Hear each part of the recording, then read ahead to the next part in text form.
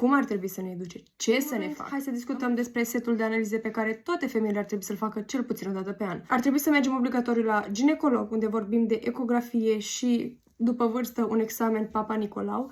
Neapărat ar trebui să mergem la endocrinolog, unde acesta ar trebui să ne facă analize și ecografii la tiroidă, să vadă dacă stăm bine hormonal. Ulterior vorbim de dermatolog, în special pentru verificarea aluniților sau altor pete care ne apar pe corp, și neapărat la un cardiolog pentru a verifica că totul este în regulă. O altă analiză pe care eu o consider foarte importantă și de care nu se prea vorbește este ecografia la sâni. După o anumită vârstă ar trebui să mergem cel puțin la o ecografie de sâni, măcar o dată pe an. Nu vorbim despre mamografii, acelea se fac, din câte știu eu, după vârsta de 30 și ceva de ani. În afară de controalele medicale pe care trebuie să le facem, ar trebui să discutăm și despre alimentație, pentru că foarte multe probleme pleacă de acolo. În primul rând, noi nu consumăm destule probiotice. Eu recomand clientelor mele de la tratament, inclusiv eu iau, odată la ceva timp, o cură de probiotice de 3 luni.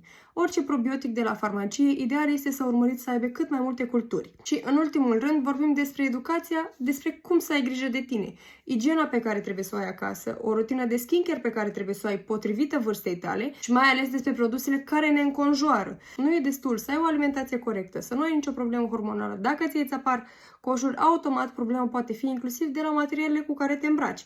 Foliculita, la fel. Dacă porți haine foarte strâmte, dantele sau sintetice, este foarte posibil să-ți creezi o foliculită sau chiar probleme cu tenul. Inclusiv lenjeria este importantă. Aleg să merg pe materiale naturale, cum este bumbacul. Iar în ceea ce privește fața și părul, eu dorm pe o față de pernă de satin, care mă proteja și tenul și părul. Din păcate, părinții noștri nu au avut atâtea opțiuni câte avem noi și este foarte posibil ca nici ei să nu știe că toate lucrurile acestea influențează sau sunt necesare pentru o viață sănătoasă. Dacă îți place contentul de acest gen, urmărește-mă!